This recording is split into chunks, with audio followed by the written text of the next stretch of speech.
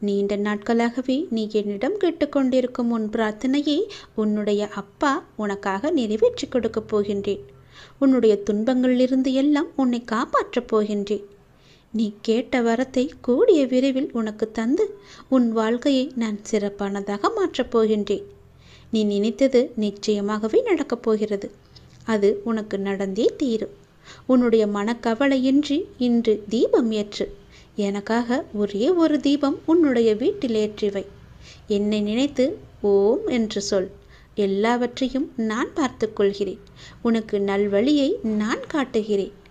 காலை எழுந்ததும் என்ன வாக்கு வருகிறது என்று பார்க்க வேண்டும். ஏனென்றால் மனம் எதையோ பறிகொடுத்தது போல உள்ளது என்று உன் மனதில் சில கவலைகளுடன் நேற்று உறங்கி போனாய் அல்லவா? ஒவ்வொரு காலகட்டத்திற்கும் என்ன நடக்க வேண்டுமோ அதுதான் நடந்திருக்கின்றது. ஆனால் அது நிரந்தரமல்ல. இதுவும் மாறும்.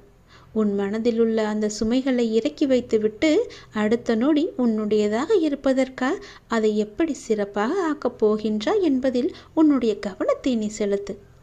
நான் உன்னோடு இருக்கின்றேன். அடுத்த நொடியை மகளுடையதாக ஆக்க உனக்கு நான் துணை இருக்கின்றேன். என் செல்ல குழந்தையே, உன்னை விட்டு சென்றதெல்லாம் உன் கை வந்து இந்த தை மாதத்தில் உன்னை வந்து சேரும். மகிழ்ச்சியாகவே இரு. நான் உனக்கு துணை இருப்பேன். எப்பொழுதும் உனக்குள் நான் இருப்பேன். என்னுடைய நாமத்தை மட்டும் நீ சொல்லிக்கொண்டே இரு. நீ மகிழ்ச்சியாக இருந்தாலும் உன்னுடைய மனதில் ஏதோ ஒரு பயம் ஓடிக்கொண்டே இருக்கின்றதே. எதற்காக அது தேவையற்ற பயம். உன் வாழ்க்கையில் நல்ல மாற்றங்கள் ஒவ்வொன்றாக நடக்க ஆரம்பம் ஆகிவிட்டது. பயம் உனக்கு எதிர்மறை எண்ணங்களை மட்டுமே தரும். அந்த பயத்தை நீ தூக்கி எறிந்துவிடு. உன்னுடைய மனதை நீ எப்பொழுதும் நேர்மறையாய் மட்டுமே வைத்துக்கொள். அதில் எதிர்மறையை உட்புகுத்தி விடாதே. அதை தடுத்து நிறுத்த வேண்டிய பொறுப்பு உனக்குள் தான் இருக்கிறது. அதை நீ மட்டுமே செய்ய முடியும். நீ நினைத்தால் கண்டிப்பாகவே முடியும். அந்த எதிர்மறை எண்ணங்கள் உன் செயல்பாட்டை எல்லாம் தடுத்து உன்னை தோல்வியில் சென்று அடைய வைத்துவிடும். முதலில் அந்த பயத்தை விடு. நல்லதை நினை.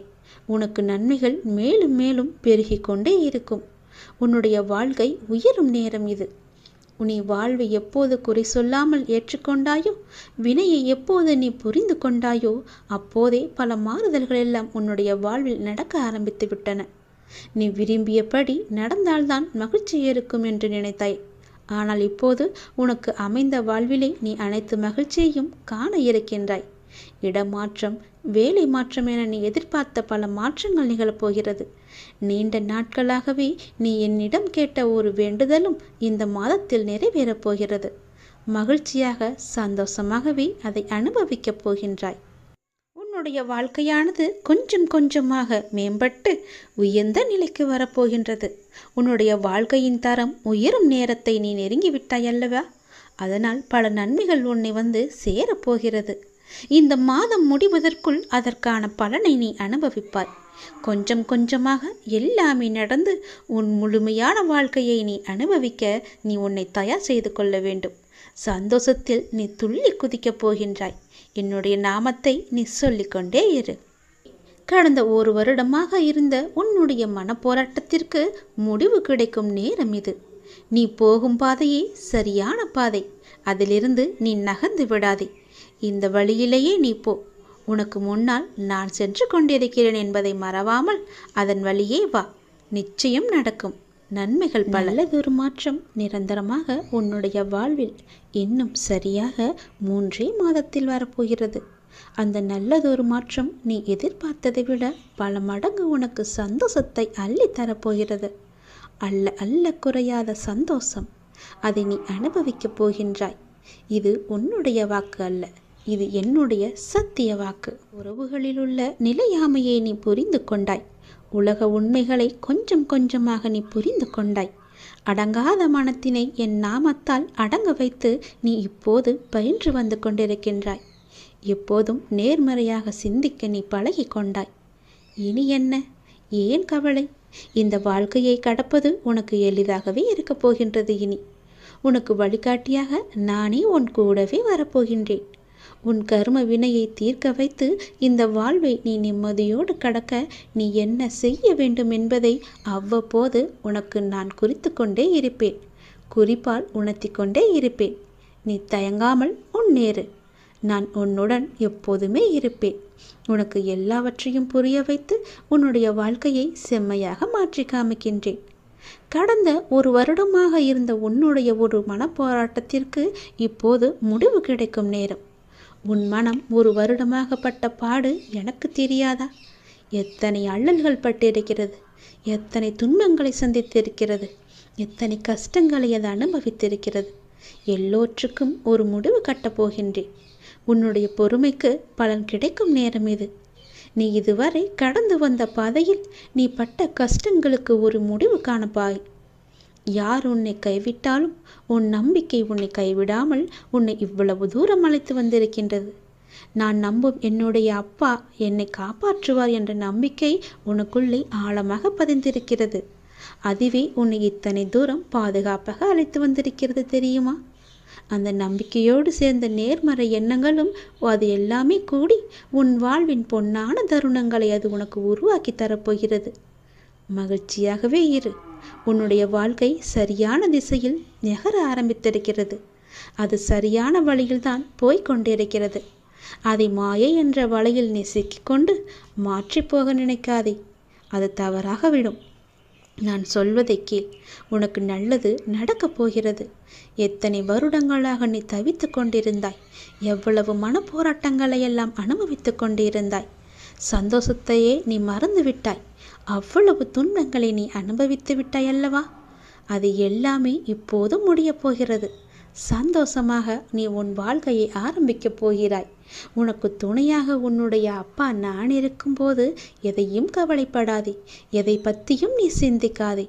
மகிழ்ச்சியாகவே இரு. நிறைய மகிழ்ச்சியான தருணங்கள் இனி ஒன்றின் பின் ஒன்றாக உன்னை நோக்கி வந்து கொண்டே இருக்கிறது. இதுதான் சரியான திசை. யார் எது சொன்னாலும் அதை காதில் வாங்காதே. அங்கு உன்னை பயமுடுத்துபவர்கள்தான் நிறைய பேர் இருப்பார்கள். அவற்றையெல்லாம் நீ காதில் வாங்காமல் நீ போகும் பாதையே சரியான பாதை என்று நகர்ந்து போய்கொண்டே இரு. எதற்காகவும் நீ அதிலிருந்து பின்வாங்கக்கூடாது. நம்முடைய வாழ்க்கையில் தேடலும் தேவையும் தீர்வதே இல்லை. மனித வாழ்வில் எதிர்பார்ப்பின்றி ஏமாற்றங்களின்றி வாழ்க்கை துவங்குவதும் இல்லை, முடிவதும் இல்லை. அனைத்தையும் எதிர்கொள்வதிலும் ஏற்றுக்கொள்வதிலும் தான் அனைத்துமே அடங்கியிருக்கிறது. சூழ்நிலைகளை அனுசரிக்க பழகிக்கொண்டால் இவ்வுலகம் உங்களுக்கு பூஞ்சோலையாகவே மாறிவிடும். யார் உன்னை புறக்கணித்தாலும் பரவாயில்லை. இந்த பிரபஞ்சம் எப்போதும் உன்னை தன்பால் கருணையால் அரவணைத்து கொண்டுதான் இருக்கும். அதை மட்டும் நீ மறந்து விடாதே. எனது பக்தனாகிய நீங்கள் என்னை வழிபட ஆரம்பித்த நாள் முதல் நான் உங்களை கவனித்து எந்த சூழ்நிலையிலும் தாங்கிக் கொண்டு உங்களது பாரங்களை நான் சுமக்கிறேன். உங்களின் கருமாவே இதற்கு காரணம். மனதின் சிறு சஞ்சலத்தை தவிர்த்து விடுதல் மிக மிக நல்லது.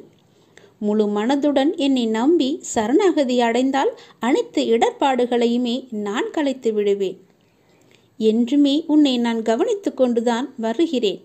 உன் எண்ணம் தடுமாறும்போது உன்னை நல்வழிப்படுத்தி தூய சிந்தனை அளிக்கிறேன். நீ வேதனைப்படும் காலத்தில் உன்னோடு இருந்து நான் ஆறுதல் அளித்து வேதனை போக்கும் வழியையும் கூறுகிறேன். உன் வீட்டில் பாதுகாவலனாக இருந்து உங்கள் அனைவரையும் தீய சக்திகள் அண்ட விடாமல் தடுத்து உங்களை நான் காத்து வருகிறேன். உங்களுடைய இல்லறத்தில் நல்லறம் காக்க ஒவ்வொரு நிமிடத்திலும் உன் மனதில் எச்சரிக்கை செய்து கொண்டே இருக்கிறேன். உன் எண்ணங்களை ஆராய்ந்து உனக்கு என்ன தேவையோ அதை அளிப்பேன். என்றுமே உன்னை அஞ்ஞானத்தில் மூழ்க விடாமல் சத்திய தர்மத்தை உன் மனதில் நான் புகுத்தி கொண்டிருக்கிறேன். இங்கு எதுவுமே நிரந்தரமில்லை என்பதை உணர்ந்து கொள். அப்படி நான் உனக்கு உணர வைத்து எளிமையாகவும் ஏழ்மைக்கு உதவி செய்யவும் உன் மனதை நான் தூண்டி கொண்டிருக்கிறேன். ஏட்டுச் சுரைக்காய் கறிக்கு உதவாது என்பதை உணர வைத்து நீதி மறவாமல் நான் உன்னை வாழ வைத்து கொண்டிருக்கிறேன். உன்னுடைய உழைப்பின் தத்துவத்தை எடுத்துரைத்து உன் உழைப்பில் வருவதை கொண்டு உன்னை நான் வாழ வைக்கப் போகிறேன்.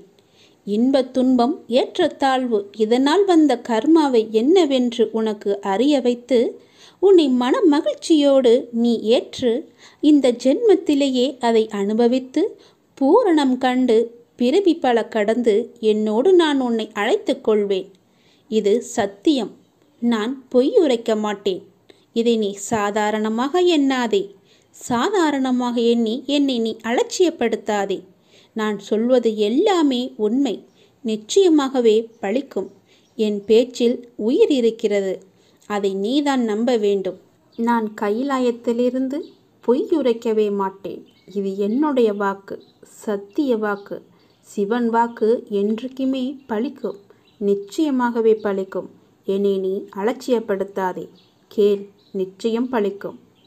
குருவின் அருள் ஒரு சாதகருக்கு இருந்தால்தான் அவர் பின்பற்றும் கர்ம யோகத்தால், ஞான யோகத்தால் அல்லது பக்தி யோகத்தால் அவரின் வாழ்வு அர்த்தமுள்ளதாக மாறும்.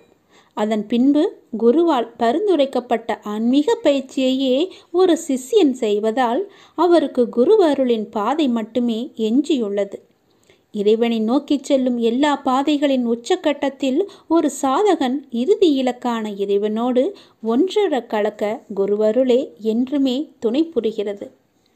பார்வையற்றவர்கள் வாழும் நாட்டில் பார்க்க தெரிந்தவன் அரசன் என பழமொழி ஒன்று உள்ளது. மிக நுண்ணிய 6வது அறிவை கொண்ட குரு ஒருவர் ஆன்மீகத்தில் குருடாகவும் அறியாமையிலும் இருக்கும் மனிதர்கள் மத்தியில் முழுவதுமாக பார்க்க தெரிந்தவராக கருதப்படுகிறார். அவர் ஏற்கனவே இந்த ஆன்மீக பாதையை தனது குருவின் உதவியுடன் கடந்து வந்ததோடு விஸ்வமனம் என்றும் புத்தியினை அணுகக்கூடியவராகவும் இருக்கிறார். எந்த ஒரு துறையிலும் நம்மை வழிநடத்த ஆசான் ஒருவர் இருப்பது விலைமதிப்பற்றதாகும். ஆன்மீகத்திற்கும் இது பொருந்தும். தொட்டுணர முடியாத சூட்சமமான ஆன்மீகத்தில் உன்னதமான ஆன்மீக வழிகாட்டியை அல்லது குருவை கண்டறிவது கடினம். குரு என்பவர் ஆசிரியர் அல்லது போதகரை காட்டிலும் வேறுபட்டவர். எல்லா மதங்களுக்கும் கலாச்சாரங்களுக்கும் அடிப்படையாக உள்ள பொதுவான ஆன்மீக கோட்பாடுகள் பற்றி நமக்கு கற்றுத்தரும் உலகத்தின் ஆன்மீக ஒளியின் கலங்கரை விளக்கமே குரு ஆவார். அஜந்தா ஓவியங்களும் எல்லோரா சிற்பங்களும் வேதங்களும் உபநிடதங்களும் காலத்தை வென்று நிலைத்து நிற்க காரணம், அவற்றையெல்லாம் படைத்தவர்கள் எந்த பாராட்டையும் பிரதிபலனையும் எதிர்பார்க்காமல் பகவான் ஸ்ரீ கிருஷ்ணர் கூறியது போல தங்கள் பணிகளை செய்ததுதான். இவை எவற்றிலும் அதை படைத்தவர்கள் பெயர் இல்லை. எதிர்காலம் எங்கள் பெயரை நினைவு வைத்திருக்க வேண்டும் என்கிற எண்ணம் அஜந்தா ஓவியங்களை வரைந்த ஓவியர்களோ எல்லோரா சிற்பங்களை வடித்த சிற்பிகளுக்கோ வேத உபநிடங்களை பாடிய முனிவர்களுக்கோ இருக்கவில்லை. ஒரு செயலை செய்கையில் மற்ற அனைத்தையும் மறந்து அந்த செயலிலேயே ஐக்கியமாகிவிட்டால் அந்த செயல் பரிபூரணமாகவும் மிக சிறப்பாகவும் அமைந்துவிடும் என்பதில் சந்தேகமில்லை. ஒரு கலைஞன் தன் கலையில் தன்னை மறந்து ஐக்கியமாகி விடுகையில் உருவாகும் படைப்புகள் காலத்தை வென்று நிலைத்து நின்று விடுகின்றன. படைக்கின்ற நேரத்தில் அவனுக்கு கிடைக்கக்கூடிய கைத்தட்டல்கள் பற்றிய எண்ணமோ, மற்றவர்கள் இதை எப்படி விமர்சிப்பார்கள் என்ற சந்தேகமோ அவனுக்கு ஏற்பட்டால் நிச்சயமாக அந்த படைப்பின் தரத்தை அது பாதிக்காமல் இருக்காது. அது ஒரு உன்னத படைப்பாக இருக்காது. ஒரு சில சமயங்களில் செயல்களுக்கு எதிர்பார்த்த பலன் கிடைக்காமல் இருக்கலாம். அது நம் அறிவுக்கு விட்டாலும் தகுந்த காரணங்களால் தான் மட்டும்தான் இருக்கும். ஆனாலும் கூட அது குறித்து கவலைப்பட வேண்டாம். ஒன்றை பற்றி நீங்கள் கவலையோ பதட்டமோ பட்டுவதால் எந்த நிலை மாறிவிடுமா என்ன? அந்த நிலை மாற்றிவிடப் போவதில்லையே. எனவேதான் பலனை குறித்த சிந்தனையை செயல்புரியும் சமயத்தில் அப்புறப்படுத்திவிட அறிவுறுத்துகிறேன்.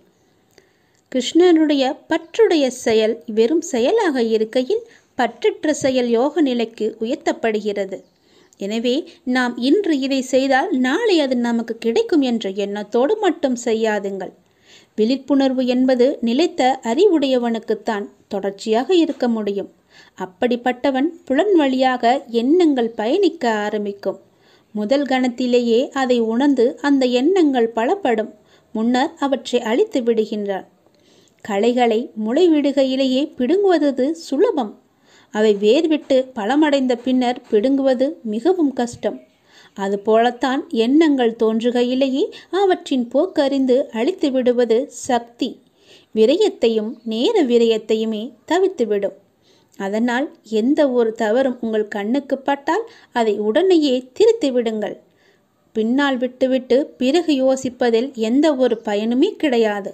ஒரு முறைக்கு பல முறை யோசித்து செயல்படுங்கள். யதார்த்தமான உண்மை கூற்று இது. உனக்காக மட்டும் சுயநலத்துடன் மட்டுமே நீ வாழ்ந்தால் என்னை காண நீ சிரமப்பட்டு மலையேறி உச்சிக்கு வர வேண்டும்.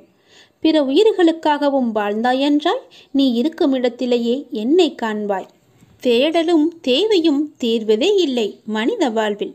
எதிர்பார்ப்பின்றி ஏமாற்றங்களின்றி வாழ்க்கை துவங்குவதும் இல்லை, முடிவதும் இல்லை. அனைத்தையும் எதிர்கொள்வதிலும் ஏற்றுக்கொள்வதிலும் தான் அனைத்தும் அடங்கியுள்ளது. சூழ்நிலைகளை அனுசரிக்க பழகிக்கொண்டால் இவ்வுலகம் உங்களுக்கு பூஞ்சோலையாகவே மாறிவிடும். யார் உன்னை புறக்கணித்தால் என்ன, இந்த பிரபஞ்சம் எப்போதும் உன்னை தன் அன்பால் கருணையால் அரவணைத்து கொண்டுள்ளது.